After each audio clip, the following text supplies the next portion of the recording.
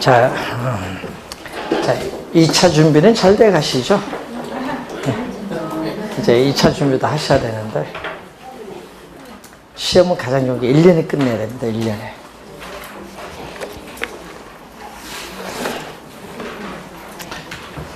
자, 이제 4월달 모의고사 치실 때요, 3월달보다 점수 5점에서 10점만 올리겠다, 이렇게 마음으로 공부하셔야지, 6, 70점 맞겠다 하면 스트레스 받아서 안 돼요. 3월달 시험에서 4, 5점, 5점에서 10점 사이에 더 올리겠다. 5월달은 4월달보다 약간 더 올리겠다. 이렇게 갔으면 돼요. 여러분, 나중에 이제 6월달 강의 끝나면요, 점수들이 거의 이제 60점 가까이 나와요. 그래서 그 점수에서 잊어버리면 안 돼요. 그 점수가 모이면 계속 비슷하게 나오거든요. 그래서 여러분이 거기서 이제 시험에 나올 부분을 약간 더 맞추면요, 합격엔 지장이 없습니다. 너무 스트레스 가서 100점 맞으려고 뭐 구석구석 공부는 하지 마시고.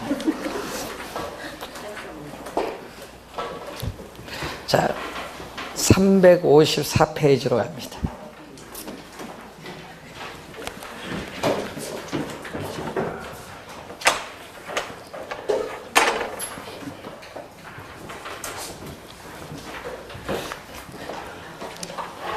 저희들이 이제 우리 보면요, 이제 저희들이 강의가 다른 쪽에 이제 우리 국가나 이런 쪽에 저희들이 강의가 들어가는 경우에는 평가를 받아야 돼요. 그 내용하고 교재 내용하고 이런 뭐 여러 가지 평가를 받는데, 그 얘기형 들어보면요, 이 동영상 공부하시는 분들 진짜 조심 많이 하셔야 될 것 같아. 예? 지금 시중에 올라온 평가 보면요, 예? 예? 이 교재와 강의 없는 내용들이 너무 많은 것 같아. 예? 또 시험과 동떨어진 강의. 그래서 조심 많이 해야 될 것 같아요. 작년 같은 경우도 많이 합격이 저조한 이유가 16,000명 정도 합격한 이유가 뭐냐면은 시험과 관계없는 걸 공부한 거야, 이게 보면은. 그래서 공부하실 때 항상 여러분들이 이제 보고, 이제 자주 출제되는 건 왜 출제가 자주 되는지 그걸 보고요. 문제 그래도 안 내잖아요. 약간 바꿔서 출제하기 때문에 암기보다 먼저 그 문제 이해를 해야 돼요. 요즘에는요, 시험에 이렇게 내거든요. 여기서만 내는 것이 아니라 앞에 거, 뒤에 거 다 끌어와. 그래서 하나의 문제를 형성하다 보니까 주 앞뒤를 다 이해를 해야 돼요. 요즘은 이렇게 내려고, 여러분 2년 전부터 출제 기준이 바뀌었어요. 포괄적으로 낸다는 얘기인데, 그런 식으로 공부를 하지 않으니까 점수들이 안 나오는 거예요, 이제. 그래서 그런 것만 이제 모의고사 치면서 대비를 하시면 되실 겁니다. 자, 우선 우리 평가 이론으로 가는데 354페이지에 보시면은, 자, 우선은 먼저 비용성이라는 용어가 나와요. 자, 여러분, 상품을 생산하는데 투입된 비용이 얼마냐? 얼마 투입해서 생산했느냐? 이 비용성의 원리를 근거로 해요. 자, 비용성의 원리를 근거로 해서 나타나는 방식이 바로 뭐죠? 원가 방식. 자, 원가 방식입니다. 자, 이게 이제 평가의 3방식 중에 하나인 뭐가 나왔다? 원가 방식이 나오는데, 원가 방식은 다시 우리는 대상 물건의 가액을 구하는 원가법과 대상 물건의 임대료를 구하는 뭘로? 적산법으로 이렇게 크게 나누어 볼 수 있습니다. 자, 원가 방식이 우선 이렇게 나오고, 또 하나가 뭐다? 우리는 또 어느 정도 부동산을 이용함으로써 어느 정도의 수익 또는 편익을 얻을 수 있느냐, 또 뭐를 근거로 하죠? 수익성의 원리를 근거로 해서 나타난 방식이 무슨 방식? 수익 방식이야. 자, 수익 방식은 또 대상 물건의 가액을 구하는 뭐죠? 수익 환원법. 또 대상 물건의 임대료를 구하는 수익 분석법이죠. 자, 이때 수익 환원법에서 구한 대상 물건의 가액을 뭐라고 하죠? 수익 가액이라고 하고, 수익 분석법에서 구한 대상 물건의 임대료를 수익 임대료라고 해요. 자, 또 시장에서 어느 정도의 가격으로 거래되고 있느냐, 또 시장성의 원리를 근거로 해서 나타난 방식이 무슨 방식이냐면 비교 방식이죠. 자, 비교 방식은 또 대상 물건의 가액을 구하는 거래 사례 비교법이고, 대상 물건의 임대를 구하는 임대 사례 비교법이죠.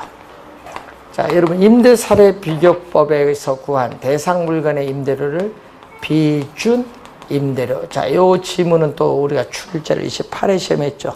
비준 임대료.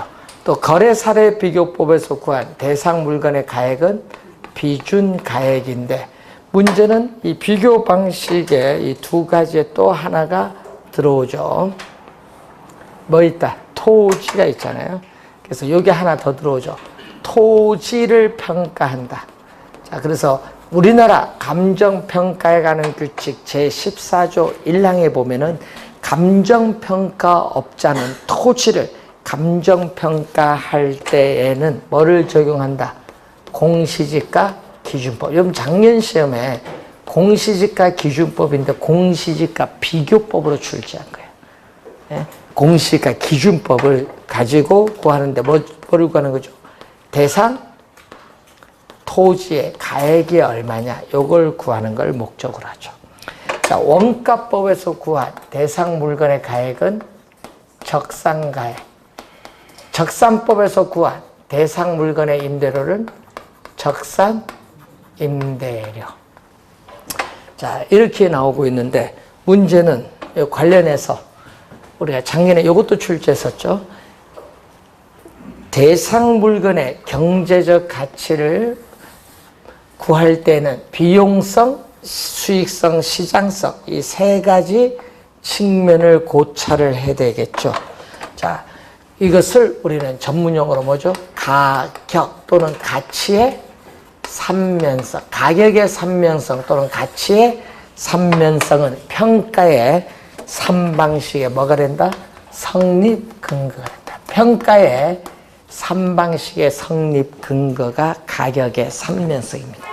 그래서 재화의 경제적 가치를 판단할 때에는 비용성, 시장성, 수익성의 세 가지 측면을 고찰을 해야 되는데, 이것을 가격의 삼면성, 평가의 3방식의 성립 근거가 된다. 요 내용을 가지고 시험 문제 지금 최근에 4번 시험에 3번 출제를 했었죠. 잘 확인, 개념을 좀 잘 봐두셔야 되겠고. 자, 그러면은 이제 여러분 교재에 있어서 관련해서 거기에 357페이지에 감정평가에 관한 규칙 제12조 한번 봅니다. 1항. 감정평가업자는 여러분 제14조부터 제26조, 요거 이제 뒤에서 배울 거거든요. 까지 규정해서 대상 물건별 감정평가 뒤에 가서 배웁니다. 대상 물건별로 정한 감정평가 방법, 이걸 주된 방법이라고 하는데, 감정평가 방법을 적용하여 감정평가하여야 한다. 다만 주된 방법을 적용하는 것이 곤란하거나 부적절한 경우에는 다른 감정평가 방법을 적용할 수 있다. 이건 뒤에 가서 14조부터 배울 겁니다. 다음 주에 2항 봅니다. 감정평가업자는 대상 물건의 감정평가액을 결정하기 위해서 제1항에 따라 어느 하나의 감정평가 방법을 적용하여 산정은 구한다는 얘기죠. 구한 가액이다. 산정한 가액으로 산출한 시산 가액과 비교하여 합리성을 검토를 해야 됩니다. 자, 그래서 산정한 가액을 시산 가액이라고 하는데, 이것을 제11조 원가 방식, 비교 방식, 수입 방식이 나오는데 11조 각 호의 감정평가 방식 중 다른 감정평가 방식에 속하는 하나 이상의 감정평가 방법으로 산출한 시산가액과 비교를 해야 돼. 해서 우리는 합리성을 검토해야 한다. 3항 보면은 감정평가업자는 제2항에 따르는 검토 결과 제1항에 따라 산출한 시상가액의 합리성이 없다고 판단되는 경우에는 주된 방법 및 다른 감정평가 방법으로 산출한 시상가액을 조정을 하여 감정평가액을 결정할 수 있다. 그래서 시상가액 개념이 나오죠. 자, 거기 보시면은 시산, 가액이 나오죠. 시산 가액은 감정평가에 이 3방식을 적용함으로써 구한 개개의 가액인 적산가액, 수익가액, 비중가액, 이 각각이 시산가액이라고 해요. 그래서 시산가액은 최종적인 감정평가 가액이 아니라 중간 과정으로서의 시산적 의미다. 중간 과정으로서의 평가 가액인 시산적 의미입니다. 자, 그러면 이 시산가액을 뭐 해줘야 돼? 조정을 해줘야 되잖아요. 자, 그래서 감정평가의 3방식을 적용함으로써 구한 개개의 이 시산가액을 상호 관련시켜 재검토함으로써 시산가액의 격차를 축소시켜 나가는 작업이 시산가액의 조정이라고 하는데, 그럼 이 조정하는 방법이 두 가지가 있어요. 이 두 가지가 이제 가중치로 조정하는 것은 또 계산 문제를 또 한번 출제를 했거든요. 가중치.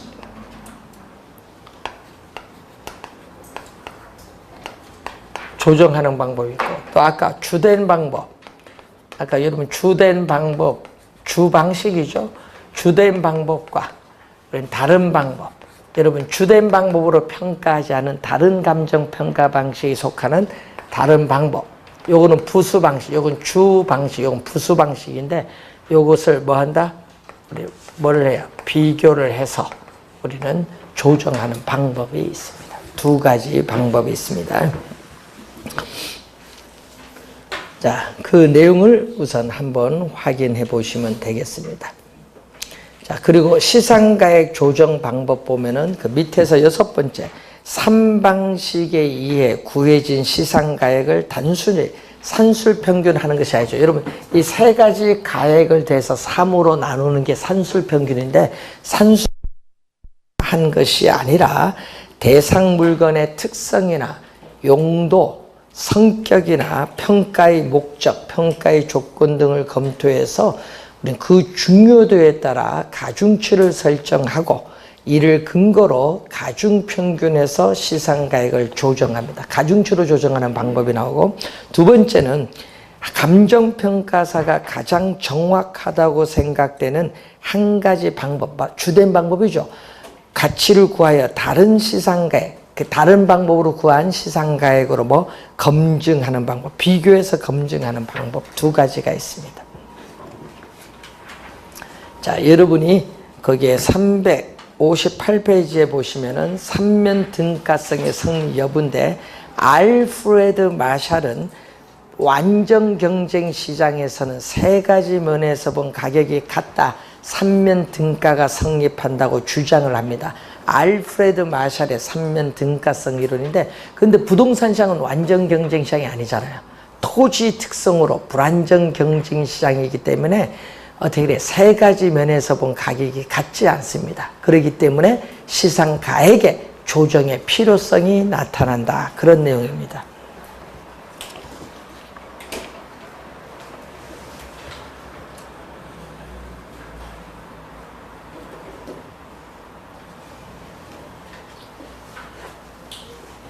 자, 그 문제 9번 문제, 8번 문제 한번 봅니다. 프린트.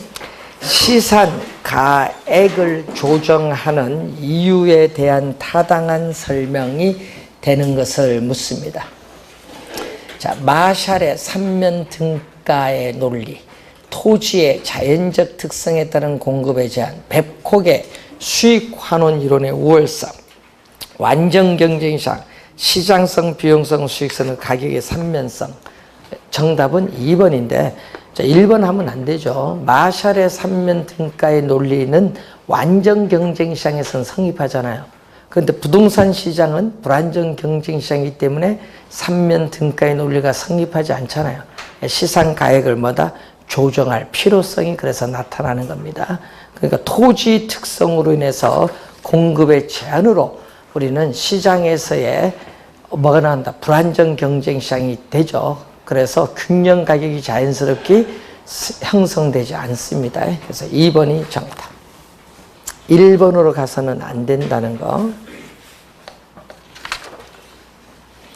너무 문제 쉬워서 또 틀리신 분이 있어요. 나중에 내면은. 자, 359페이지에 원가 방식. 자, 원가 방식 개념. 여러분, 개념 요것도 작년에 또 냈잖아요. 예? 하여튼 원가법의 개념, 적산법의 개념 잘 알아야 되는데, 자, 원가법은 작년에 개념 또 냈어요. 자, 대상 물건의 뭐죠? 조달 원가의 감가수정의 네모. 감가수정의 네모. 26회 시험에 냈죠? 감가수정, 네모 안에 들어갈 말. 재조달 원가의 감가수정을 하여 대상 물건의 가액을 산정하는 감정평가 방법을 원가법이라고 한다. 그래서 재조달 원가에서 뭐를 하는 거죠? 감가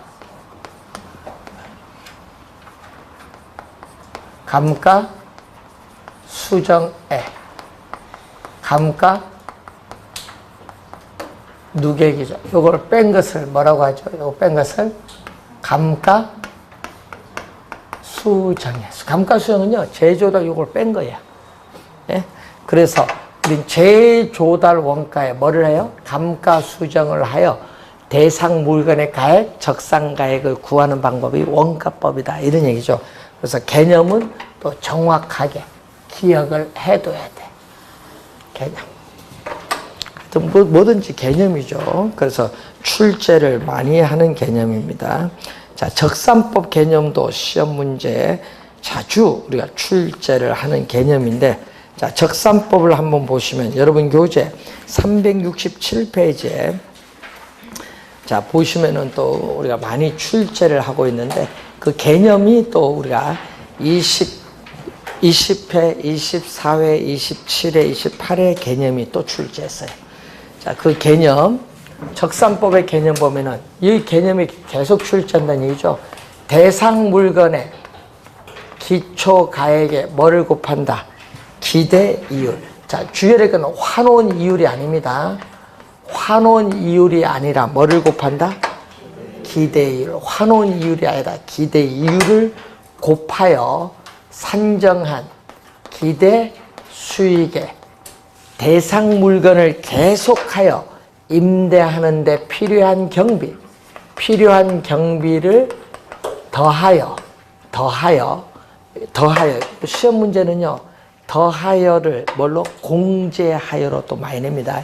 빼는 게 아니라 더하여 대상 물건의 임대료를 산정하는 감정평가 방법을 적산법인데, 자, 여러분 20회 시험에는요, 필요 재경비에 뭐를 댔다?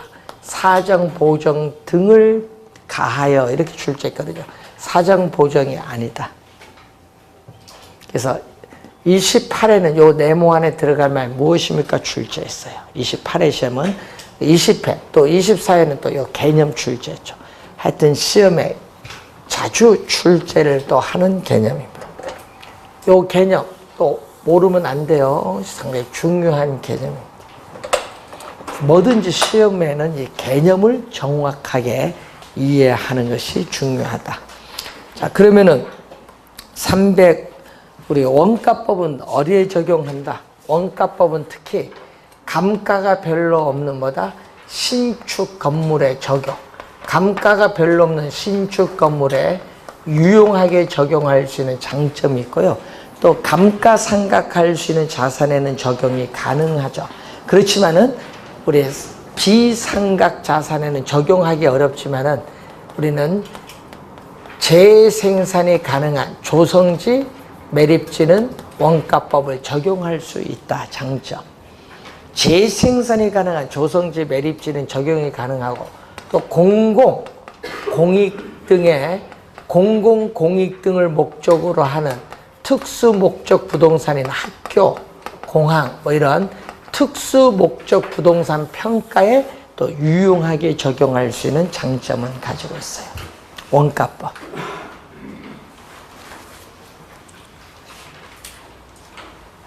자, 이때 원가법을 구성하는 2대 요소는 뭐죠?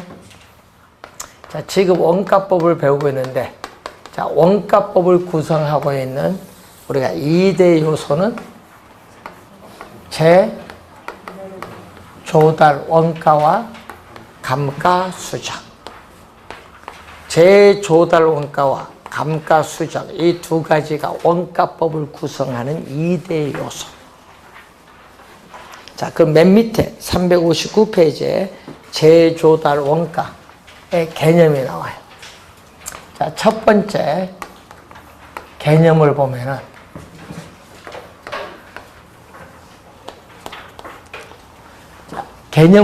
항상 이 기준 시점이라는 거, 이 현재 존재하는 물건입니다.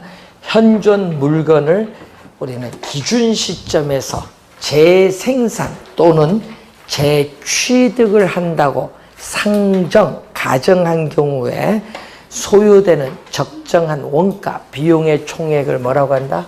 재조달 원가. 그러니까 여러분 기준 시점인데 시험에는 신축, 건물에 무슨 걸로? 신축 시점으로 많이 출제합니다. 신축 시점이 아니라 무슨 시점? 기준 시점. 그러니까 재조달 원가는 중고 상태로 재현되는 가격이 아니라 뭐다? 신축하는 데 드는 비용이에요. 신축하는 데 드는 비용이 바로 뭐다? 재조달 원가다.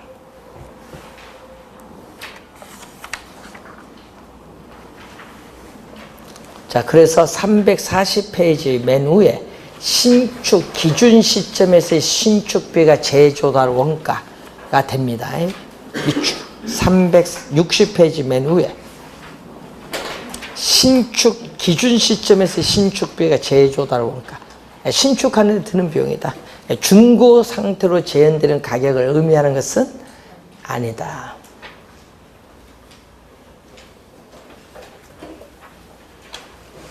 자, 여러분 요 수식에서 적상가액은 뭐예요? 적상가액은 기준 시점에서의 대상 물건의 가액이거든요. 재조달 원가인데, 여러분 재조달 원가가 1억이에요. 자, 재조달 원가가 1억인데 감가수정이 1,000만 원이면 얼마? 1억에서 1,000만 원 빼면 얼마? 9천만 원. 여기 9천 1억 커요. 되겠죠?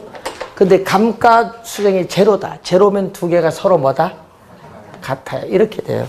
그럼 재조달 원가는 기준 시점에서의 대상 물건의 가액인 적상가액보다 크거나 같죠. 그러니까 재조달 원가는 적상가액, 대상 물건 가액의 상한선, 상한 가격이다. 재조달 원가는 기준 시점에서의 대상 물건 가액의 뭐다? 상한 가격, 상한선을 의미한다. 그래서 우에서 다섯 번째 상한 가격 밑줄.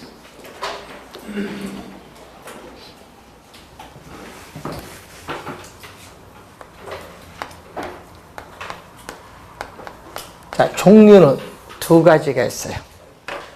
자, 종류는 두 가지가 있는데, 자, 거기 보면 자, 여러분 늘 아까 얘기했지만 원가나 비용이나 같은 말이다.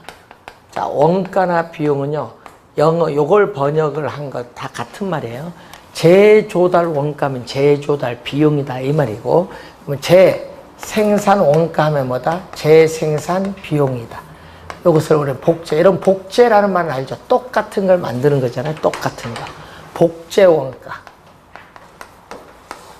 또 여기는 뭐다? 대체 원가 또는 대체 비용이라고 하죠. 대체 원가, 대체 비용이라고 합니다. 자, 이때 이 재생산 원가는 감가가 별로 없는 무슨 건물? 신규 건물. 자, 감가가 별로 없는 신규 건물, 신축 건물에 적용하는 것이 합리적이고, 대체 원가는 낡고 노후화된 오래된 건물을 적용하는 것이 합리적이다. 자, 여러분 신축된 신규 건물은 감가가 별로 없어요. 우리 지금 공부하고 있는 건물도 신규 건물이라 볼 수 있죠. 그럼 신규 건물이면은 어떻게 돼요? 이 건물을 신축 비용을 구해야 될 거 아니에요. 중고 상태를 재현하는 가격이 아니니까 신축 비용을 구할 때는 이 건물과 동일한 설계, 동일한 공법, 동일한 노동자의 질, 동일한 구조를 가진 이 건물을 신축하여 다시 조달하는 비용이 얼마냐? 그게 바로 뭐다? 재생산 원가예요. 되겠죠? 이 건물을 신축해서 다시 조달하는 비용이다. 그러니까 물리적으로 동일한 부동산을 동일한 설계, 동일한 공법, 동일한 원자재, 동일한 노동자의 질을 가지고 물리적으로 똑같은 구조를 가진 이 건물을 뭘로? 신규로 다시 조달하는 비용이다, 항상. 이걸 물리적으로 동일한 부동산을 신규로 다시 조달하는 비용이기 때문에 물리적 측면에서의 원가, 비용 개념이다. 자, 그런데 대체 원가는 오래됐거든요. 자, 여러분 50년 전에 지어진 오래된 건물을요, 현재 50년 전 상태로 똑같이 신규로 조달하면 가치가 떨어져. 왜? 50년 동안 많이 변했어. 뭐 변했어요? 건축 재료의 변화, 건축 공법의 변천 등으로 많이 변했습니다. 그렇기 때문에 오래된 건물을 신규로 다시 조달할 때는요, 항상 최신으로 가야 돼. 최신의 원자재. 50년 전 원자재 하면 안 돼요. 최신의 원자재, 최신의 설계, 최신의 공법을 가지고 현대적 감각에 맞는 최신 건물로 조달하는 것을 말해요. 그래서 대상 부동산과 동등한 효용, 대상 부동산과 동등한 효용, 유용성을 가진 부동산을 신규로 다시 조달하는 데 드는 비용을 대체 원가다. 그래서 효용 측면의 원가, 비용 개념이다. 그럼 여러분들은 어느 게 좋은 것 같아요? 당연히 최신의 현대적 감각에 맞는 최신 건물을 조달하는 게 좋지 뭐. 그래서 이론적으로는 재생산 원가보다는 최신의 건물로 조달하는 대체 원가가 우수해, 이론적으로. 근데 실무적으로는 그렇지 않거든요. 효용이잖아요. 효용은 사람마다 다르죠.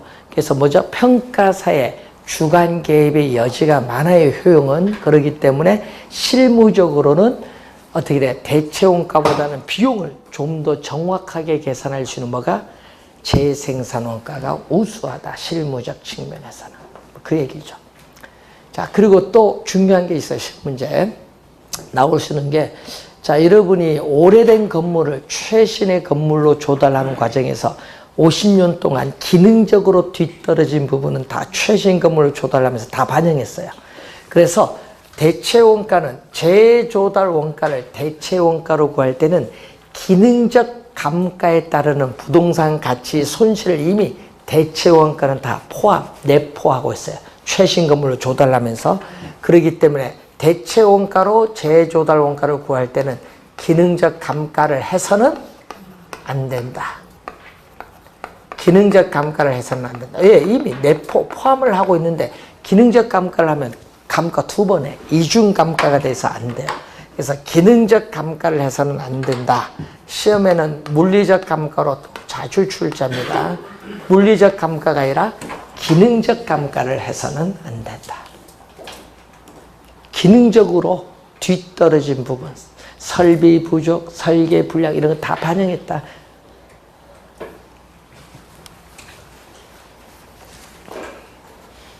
재조달 원가의 종류를 우선 한번 확인해 본 내용이죠. 자, 361페이지로 넘어가면 재조달 원가, 산적, 기준. 여러분, 이 산적이란 말이 나오면 구한다는 얘기예요. 구하는 기준. 예? 구성이 어떻게 되냐? 재조달 원가 구성이 어떻게 되느냐? 그래서 건물의 재조달 원가를 구할 때는, 자, 건물의 재조달 원가를 구할 때는, 여러분, 자기가 직접 건설을 했다. 이걸 뭐다? 자가 건설. 또는 우리 발주를 해서 도급 건설. 자가 건설이든 도급 건설이든 관계없이 우리는 재조달 원가를 구할 때는 뭐를? 도급 건설 기준으로 해야. 도급 가격 기준 원칙. 도급 가격 기준 원칙이야. 그러니까 자기가 직접 자가 건설을 했다 하더라도 어떻게 돼요? 도급에 준하여 처리를 해야 돼요. 왜? 도급 가격 기준 원칙이니까. 건물일 경우에는. 자, 그러기 때문에 여기 뭐가 나온다? 표준적 건설비. 자, 표준적 건설비는 노동비용, 원자재 비용, 이런 것은 무슨 비용? 직접 우리가 공사에 들어가는 비용이 되겠죠. 자, 우리가 현장의 경비, 현장에서의 경비 있죠? 또 관리비 같은 거 있잖아요. 이런 것은 간접 우리 공사에 들어가는 비용. 또 하나가 더 있어요. 도급 가격 기준 원칙 하면은 수급인. 여러분이 도급 공사를 할 때 수급인, 개발업자입니다. 수급인, 개발업자에 적정한 이윤이 포함이 돼. 요거 주의해야 돼요. 수급인의 적정 이윤은 표준적 건설비에 포함이 된다. 꼭 중요합니다. 자, 요걸에다가 뭐죠? 발주자인 도급인이 부담을 해야 될 이자 비용, 등기 비용, 세금 및 공과금 이런 것을 우리는 뭐라고 하죠? 통상적인 부대 비용을 더해줌으로써 우리는 건물의 재조달 원가를 구할 수 있다.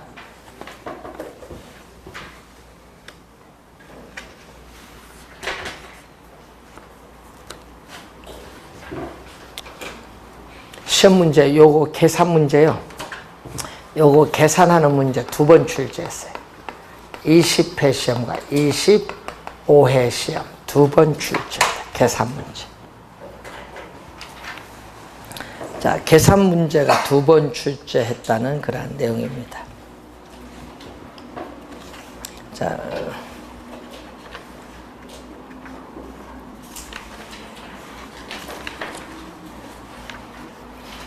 자, 여러분 교재에 362페이지 중간에 보시면은 또 재조달 원가를 구하는 방법이 나오죠.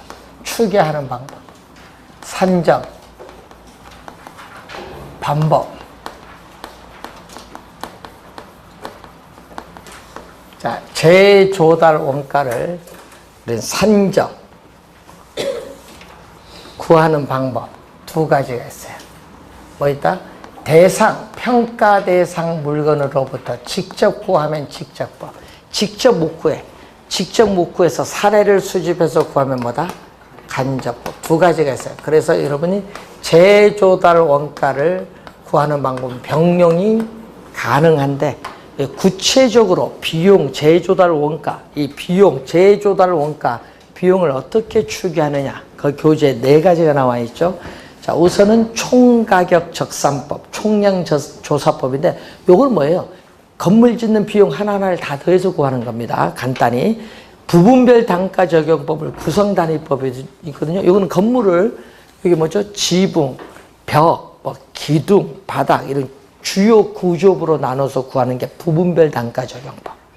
그리고 단위 비교법이 있어요. 총량적 지표 가지고 구하거든요. 단위 비교법이라는 것은 뭐 제곱미터당 얼마냐, 세제곱미터당 얼마냐 이렇게 총량적 지표를 가지고 구하는데 계산하기도 간편하고요. 이해하기도 쉽기 때문에 실무적으로 많이 활용하는 구체적으로 비용을 추계하는 방법입니다.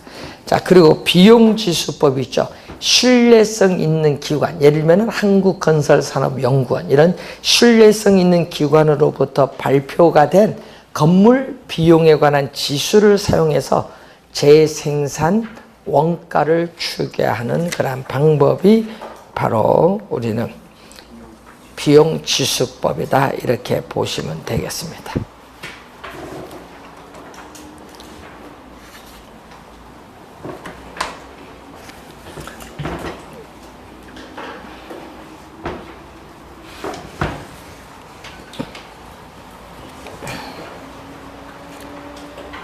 자, 우선 여러분이 요 공식 요거 잘 확인 좀 해 두셔야 됩니다. 요 공식.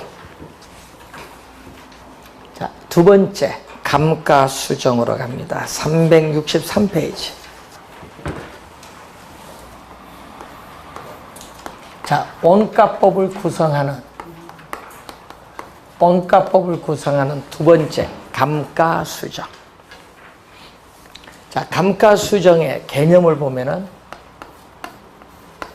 자, 이 개념이 또 28회 정답으로 출제를 했습니다. 정답.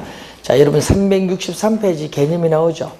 대상 물건에 대한 대상 물건에 대한 재조달 원가를 감액하여야 할 요인이 있는 경우에는 물리적 감가, 기능적 감가 또는 경제적 감가 등을 고려하여 그에 해당하는 금액, 요거죠. 그에 해당하는 금액을 어떻게 돼요? 재조달 원가에서 뭐 한다? 공제에 동그라미. 요걸 28회 가산은 더한 거고 공제는 빼는 거. 그걸로 말을 바꿨어요. 공제하여 기준 시점. 요 공제했으니까 기준 시점에서의 어떻게 돼요? 우리는 대상 물건의 가액을 적정화하는 작업을 감가수정이라고 한다. 개념. 그러니까 쉽게 얘기하면 요거잖아. 여기서 요거 빼서 요걸 구하는 걸 뭐라고 한다? 감가수정이다. 얘기. 자, 그리고 363페이지 표는 좀 이따 하고 364페이지에 감가 요인이 먼저 나오죠.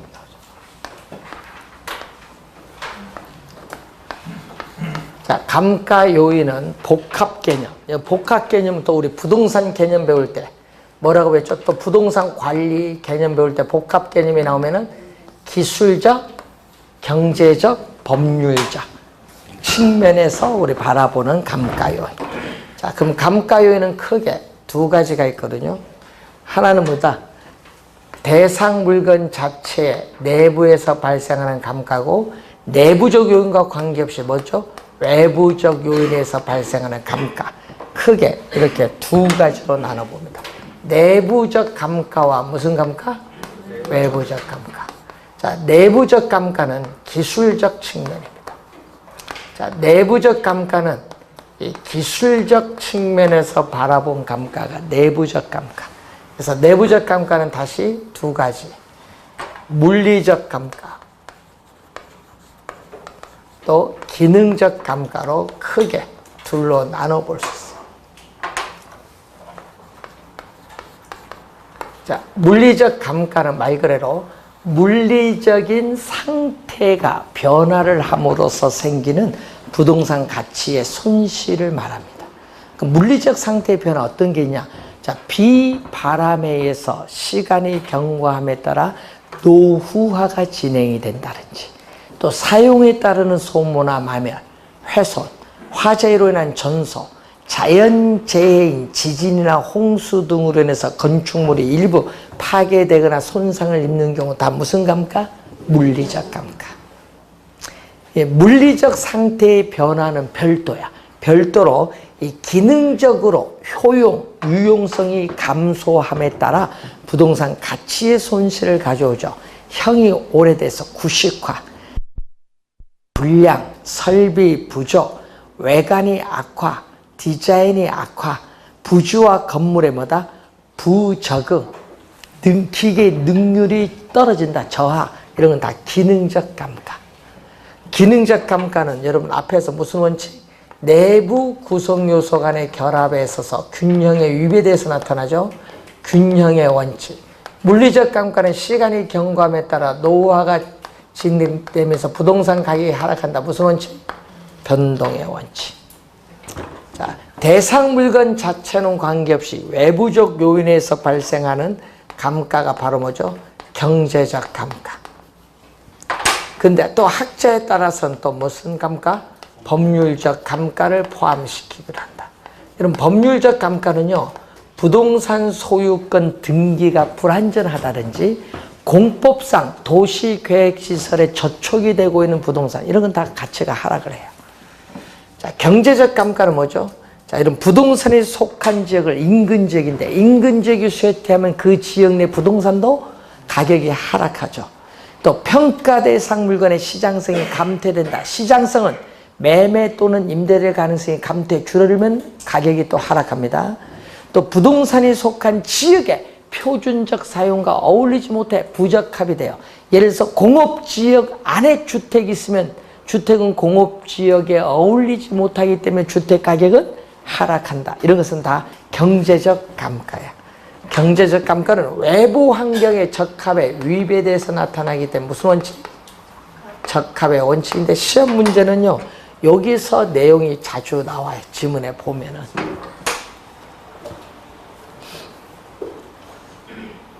그래서 기술적, 경제적, 법률적 측면에서의 복합 개념으로 감가 요인을 파악하기도 한다는 그러한 내용이 되겠습니다.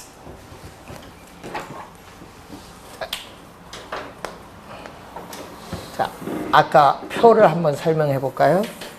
자, 평가에서의 감가 수정, 기업 회계 이론에서의 감가 상각이 있죠. 자, 목적은 뭐죠?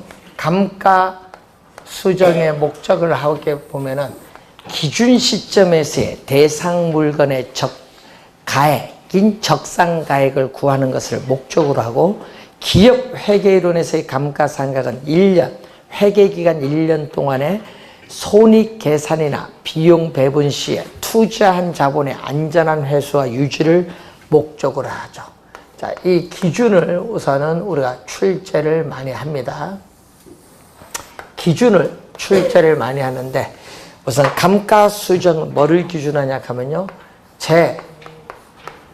조달 원가를 기준하고, 감가 상각은 취득 가격 또는 취득 원가죠. 취득 가격, 취득 원가를 기준을 해요. 자, 그리고 또 뭐를 기준하느냐? 경제적 내용 연수. 물리적 내용 연수가 아니다. 자, 물리적 내용 연수가 아니라 뭐를 기준? 경제적 내용 연수를 기준을 해요. 그래서 기준 시점에서부터 경제적 내용 연수 끝날 때까지 남아있는 잔존 내용 연수 또는 장래 보존 연수라고 하는데, 잔존 내용 연수를 중시한다. 그런데 감가상각은 우리 법에 정해져 있어요. 법에 정해져 있는 법정 내용 연수를 기준해요. 자, 법정 내용 연수를 기준을 해서 준공에서 몇 년이 지났느냐, 준공에서 몇 년 지났느냐를 뭐죠? 경과년수. 준공에서 3년 지나면 경과년수 몇 년? 3년. 경과년수를 중시한다. 시험 문제는 요걸 많이 출제하죠. 세 가지를.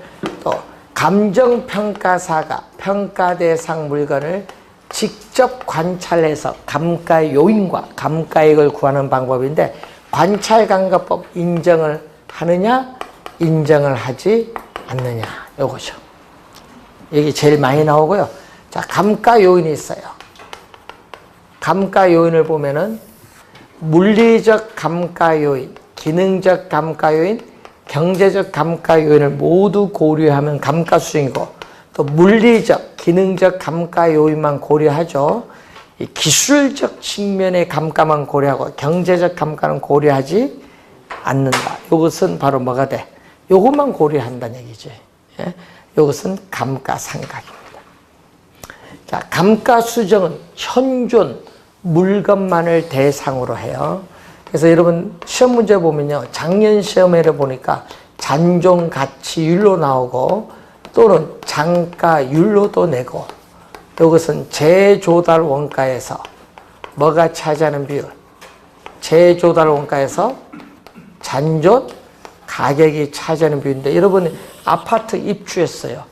입주했는데 3년 지나면 입주하는 사람마다 감가가 동일할까요? 다를까요? 다르죠. 부동산은 다 달라요. 그러니까 우리는 잔존 가치율은 대상 물건마다 개별적으로 판단을 해야 돼. 또 현존 물건을 대상으로 하고, 감가상각은 자산이 멸실돼, 현존 물건 아니라도 관계없어. 자산이 멸실되어도 법적으로 수명이 남아있으면 상각이 계속이 되고요. 여기는 장가율이 뭐다? 일정해. 여기는 뭐다? 대상 물건마다 개별적으로 판단. 대상, 물건마다 개별적으로 판다.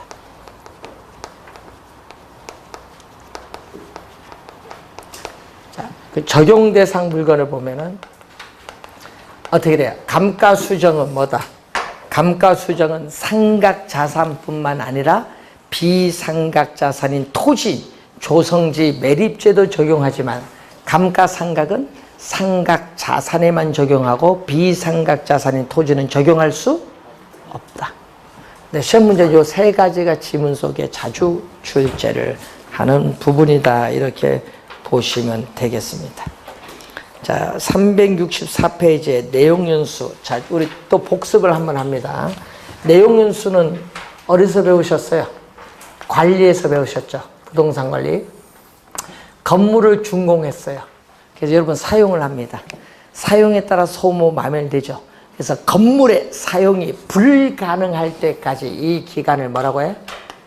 물리적 내용연수. 그럼 물리적 내용연수는 뭐다? 우리 물리적으로 존속이 가능한 기간으로서 기술적 측면의 개념인데, 자, 우리 상업용은 경험, 어떻게 돼요? 경제적이거든요. 요 종기를 지나면요, 임대료 수익보다 유지 비용이 많이 들어서 요게 끝이야. 경제적 내용연수. 경제적으로 수익이 발생하리라고 예측 가능한 사용기간이 경제적 내용연수인데, 기술적, 경제적 측면의 복합 개념. 기술적, 경제적 측면에서의 복합 개념이 경제적 내용연수인데, 부동산 감정평가에서는 물리적 내용연수가 아니라 뭐를 기준? 경제적 내용연수를 기준해요. 경제적 내용연수 끝나도 아직 물리적으로 건물은 수명이 남아있기 때문에 잔존 가격이 있다. 그래서 아까 잔존 가격이 나오는 게 있어요. 자, 그리고 건물 몇 년? 5년이 지났다. 그럼 이 5년이 바로 뭐라고 해요? 준공에서 5년 경과했잖아요. 경과 연수고 5년 지난 시점에 내 건물의 가치가 얼마냐? 대상 물건의 감정평가액을 결정하는 기준이 되는 날짜, 기준 시점이고, 이게 뭐죠? 기준 시점에서부터 경제적 내용연수 끝날 때까지 이 기간을 경제적 잔존, 남아있는 내용연수인데, 그래서 부동산 평가에서는 뭐를 중시 여기는 거야? 아까 요거죠. 부동산 평가에서는 경제적 내용연수를 기준해서 요거, 이 기간, 잔존 내용연수를 중시하는 겁니다. 경과연수를 중시하는 것이 아니라 잔존 내용연수를 중시한다. 자, 그 내용을 이제 하나 확인해 봤고, 자, 이제 최근에 시험 작년, 재작년 2년 연속 계산 문제를 출제를 했는데 29회, 28회 계산 문제 나온 게 바로 감가수정 방법입니다. 자, 이 감가수정 방법은 시험에 올해도 상당히 중요한 부분인데 잠시 쉬고 시작하겠습니다.